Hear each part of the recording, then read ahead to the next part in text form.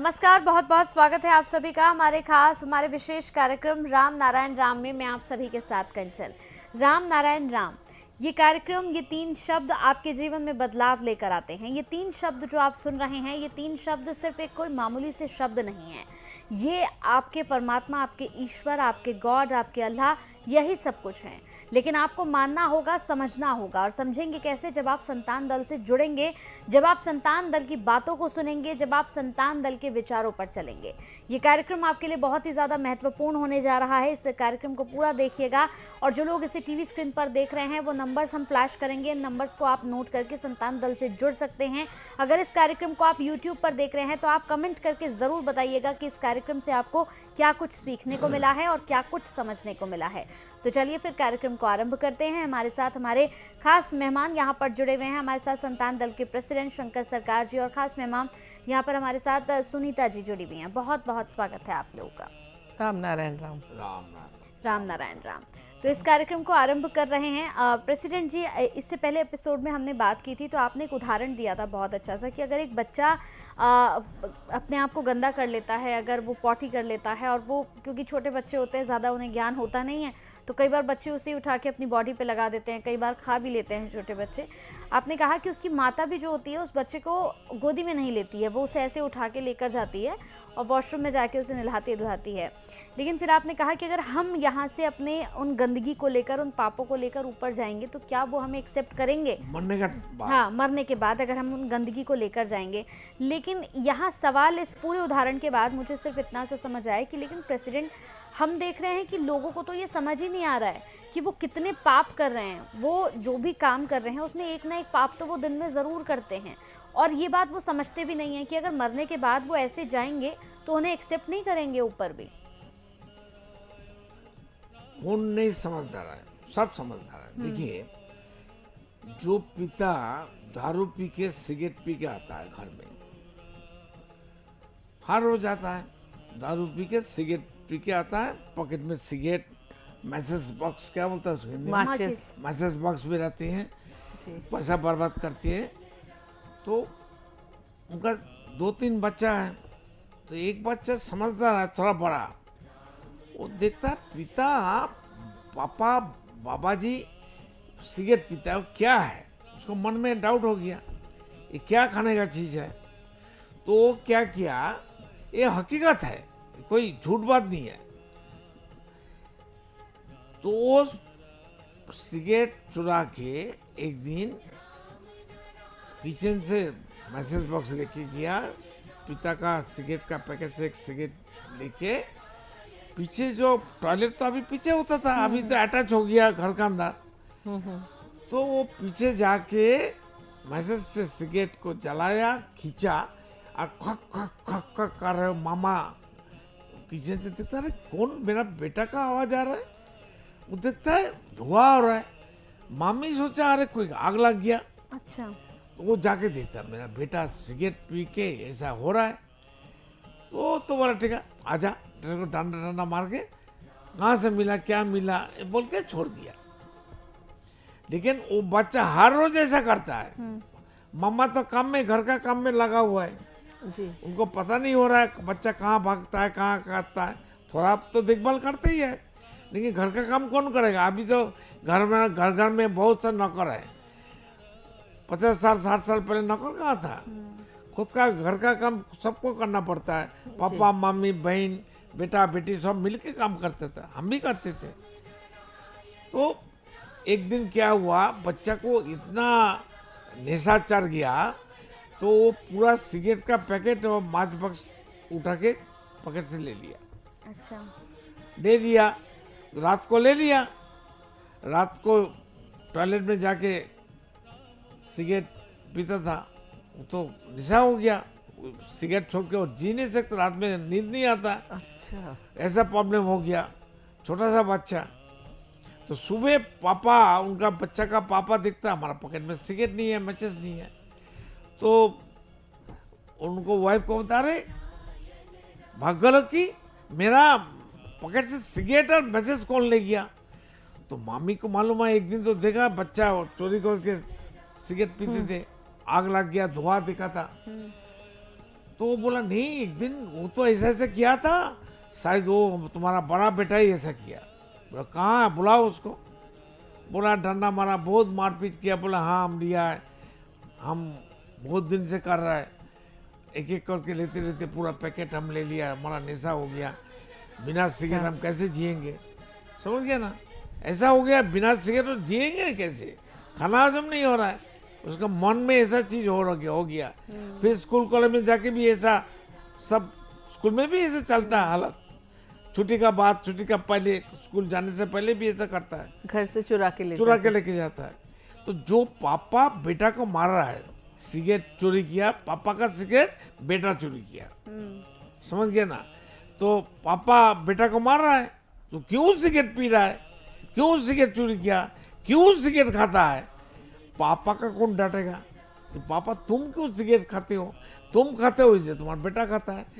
बेटा देखता है पापा ये खाता है, वो करता है, वो बोलता है, ये सुनता है, तो बेटा तो सीखेगा।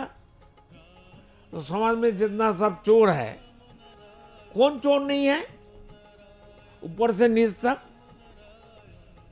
सब चोर है। लेकिन अभी 3 बंदा हमको अच्छा लगा।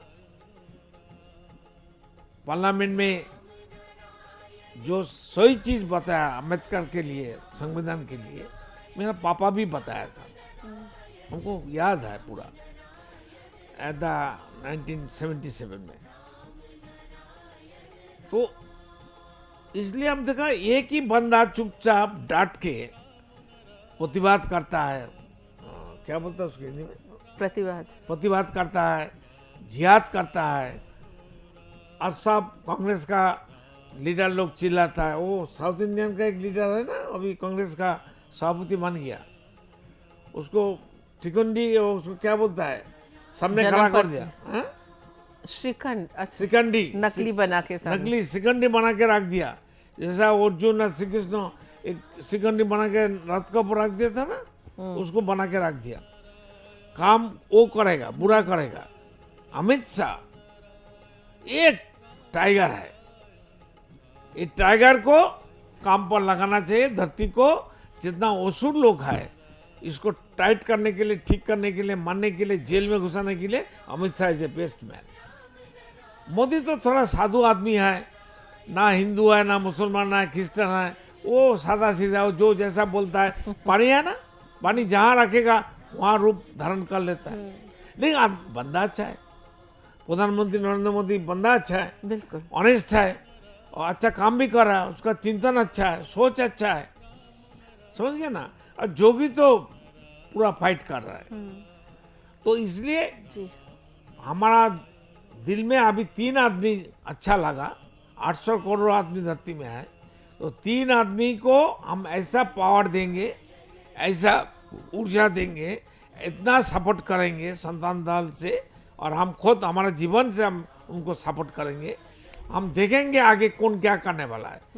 तो हम जागृत कर रहा हूँ धरती का 150 करोड़ आदमी को, जाग जाए, घूम जाए, यू टर्न ले ले। क्यों? आगे सब चोर है, सब बदमाश है। कांग्रेस पार्टी देश के लिए सबसे बड़ा दुश्मन है। नेचर देखो, उनका पापा को मार दिया, राहुल का पापा को, उनका नानी को मार दिया। नेचर बेवकूफ है। नेचर ज्यादा अत्याचार, अनाचार सहन नहीं करती। हाँ, वो ऐसा ले ही लेगा किसी न किसी से। वो तो डायरेक्ट कुछ नहीं करता है। नेचर बात करता है तो हमसे बात करता है, हमारा थ्रू, हमारा जरिया से बात करता है। जैसा अभी आपने पूछा ना कंचन, कि लोग गलती पे गलती करते हैं लेकिन समझ नहीं पाते वो गलती करते हैं। इसका एक सहज सरल तरीका मैं बताती हूँ, प्रेसिडेंट की परमिशन लेके, कि जैसे हम बार बार कहते हैं कि राम नारायण राम का जो जाप करना है, हमारे अंदर 50,000 करोड़ आत्माएं हैं, ठीक है, सोल हैं हमारे अंदर। तो मन, माइंड, आत्मा, सोल, चिंतन जो भी कह लो। तो क्या होता है कि हम जैसे अपने शरीर की भूख तो मिटा लेते हैं, हम खाना खा लेते हैं, ब्रेकफास्ट लंच डिनर में सब कुछ खाते हैं, आजकल हेल्दी फूड ये जो भी है।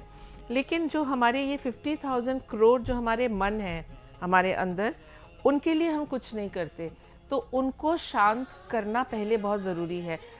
तो क्या है कि उसको शांत करने के लिए एक ही जरिया है, राम नारायण राम का जाप, क्योंकि जब उनकी भूख मिटेगी तो वो काम डाउन ये तो होंगे। स्कूल कॉलेज में, ऑफिस में, कचहरी में, सरकारी ऑफिस में समझाना एक चाहिए। घंटे के लिए हर इंसान को 8 घंटा ड्यूटी आए, 7 घंटा काम जी, कराइए, 1 बिल्कुल। घंटा मेडिसिन कराइए। तो जो भी लोग अभी ये प्रोग्राम देख रहे हैं, अगर वो इससे भी बेनिफिट लेना चाहें तो राम नारायण राम का जाप करेंगे तो उससे जो उनकी 50,000 करोड़ आत्माएं अंदर जो हैं वो जब शांत होंगी तो तभी तो आप कोई अच्छा चिंतन कर पाओगे, क्योंकि अगर वो अतृप्त है 10,000 साल से जो धर्म का ऊपर आदमी बसा हुआ था, जी, अभी भी विश्वास है मैन मेड जी। धर्म के ऊपर, तो 10,000 साल से जो गलत हो रहा है उन लोग को दिखाई नहीं देता। जी बिल्कुल। अब समझेंगे धीरे धीरे।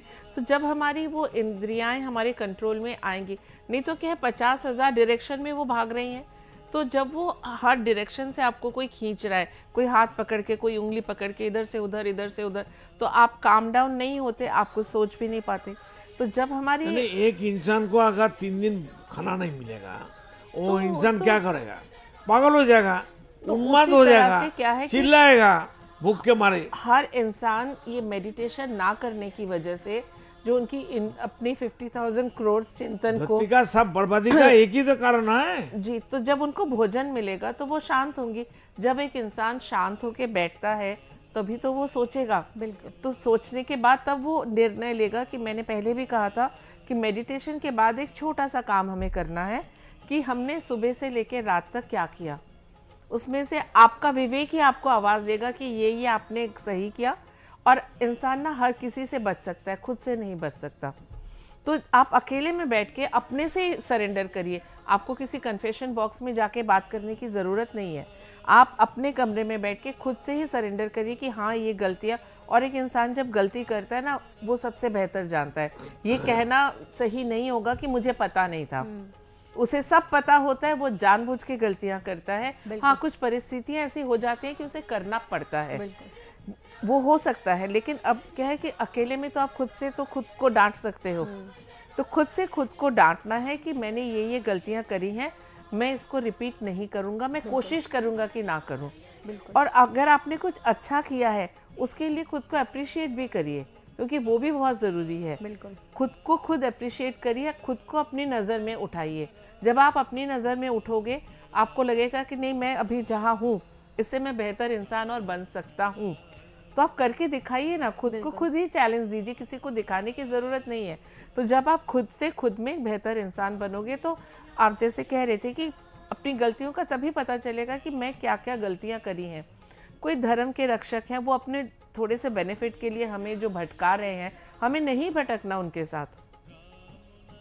उसको जितनी सोच दे के भेजा है, धर्म का रक्षक नहीं है, धर्म का व्यापारी है। व्यापारी है एक तरह से, धर्म के ठेकेदार है।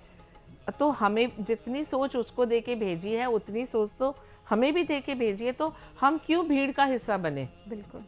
हम तो भीड़ को लीड भी तो कर सकते हैं, भीड़ में सबसे आगे रह के भीड़ को चला भी तो सकते हैं। तो ये क्षमता हर एक इंसान में है। खुद को समझना होगा कि हम में कितनी शक्ति है। तो अगर ये चीज़ आप समझ गए तो फिर आप गलतियों से उतना ही बचोगे। और अपनी गलतियों के लिए खुद को थोड़ा सा पनिशमेंट दो, हो सके तो अकेले में 2 चांटे मार लो खुद को। बाहर तो जाके कह नहीं सकते क्योंकि इंसान का अहम है। कभी भी मैं आपके सामने आके ये नहीं बोलूँगी कंचन पता है मैंने कल इतनी बड़ी गलती कर दी, क्योंकि हमारा अहम नहीं आने देता। तो ठीक है, आप खुद से खुद को अगर समझ गए तो वही बहुत बड़ी चीज़ है। इंसान, जैसे प्रेसिडेंट कहते हैं कि हम ये चीज़ नहीं समझते, और वो जो नहीं समझते वो भी हम नहीं समझते। तो ये है कि आप खुद को तो समझ जाओ तो फिर ज़िंदगी बहुत इजी हो जाएगी। और ये जो गलतियां हम डे बाय डे करते आ रहे हैं, गलत धर्म के ठेकेदारों को फॉलो करना, गलत पॉलिटिकल पार्टीज को, गलत पॉलिटिकल लीडर्स को फॉलो करना, वो अपने आप से सुधरता। कौन दिया? हमने खुद दिया। मैनमेड धर्म को एक्सेस कौन दिया? हमने खुद ये दिया। मैनमेड संविधान कौन एक्सेस दिया? समाधान का संविधान कहाँ है? समाधान का धर्म कहाँ है? समाधान का एजुकेशन कहाँ है? समाधान धरती का कब होगा, कैसे होगा, हाउ टू वे? बिल्कुल। इसका हम तो वे बताता है, कोई लेता नहीं, सुनता नहीं है। क्योंकि जो चीज़ मैंने कहा ना पहले, जो चीज़ चमकती है वही सोना नहीं होती। लेकिन जिसको अपना सामान बेचना है वो तो नकली सोने को भी ऐसे चमका के भेजेगा, तो फिर हमें तो अपनी बुद्धि से उसको समझना होगा कि क्या असली सोना है और क्या नकली सोना। बाकी आपके हाथ में निर्णय है। हमने आपसे 1 महीने का समय मांगा है। आप सिर्फ रात को राम नारायण राम का जाप करिए, मेडिटेशन करिए, और उसके बाद जो मैंने कहा ये छोटा सा होमवर्क कि चिंतन करिए कि मैंने सारा दिन में क्या किया, बिल्कुल, और मुझे क्या छोड़ना है और किसका हाथ पकड़ के आगे चलना है। लेकिन मैम आपने बहुत अच्छी बात कही कि हमें पूरे दिन का सोचना चाहिए कि हमने क्या किया और क्या गलत था इसमें, क्या अच्छा था। 2 ब्रैकेट्स होनी चाहिए, लेकिन यही 2 ब्रैकेट्स हम अपनी लाइफ में बनाना भूल जाते हैं, क्योंकि अक्सर हमने देखा है कि लोग जो होते हैं, चाहे नौकरी करते हो या बिजनेस करते हो, पूरा दिन उन्होंने अपना काम किया, उसके बाद घर जाने के बाद जो बिजनेसमैन होते हैं जिनको ड्रिंक अल्कोहल की आदत होती है, उन्होंने पिया और वो सो गए। कई लोग होते हैं इतना थक जाते हैं, गए बस जल्दी से खाना खाया सो गए, तो ये टाइम ही नहीं मिल पाता है उन लोगों को कि हमने पूरे दिन क्या किया। ये बहाना है, ये लेम एक्सक्यूज है। मैं नहीं मान सकती 24 घंटे के अंदर आप 10 मिनट नहीं निकाल सकते। बिल्कुल बिल्कुल, ये तो बहाने कई लोगों के होते हैं। जैसे जो हार्ट पेशेंट है उनको वॉक करने के लिए कहा जाता है, जाने का कोई बहाना नहीं है। ना जाने के उनके पास 101 बहाने होते हैं कि मैं क्यों नहीं वॉक कर सकता। वो हर एक लेम एक्सक्यूज है। ऐसे एक्सक्यूजेस मैं भी कई बार दे चुकी हूँ। ना करने के लिए बहुत सारी चीज़ें, आप इतने ज़्यादा एक्सक्यूजेस दे दोगे, अगर उतना ही टाइम मेडिटेशन में लगा दो तो मिरेकल। तो सब मिलकर तो चिंतन करना चाहिए धरती में जो जो समस्या है।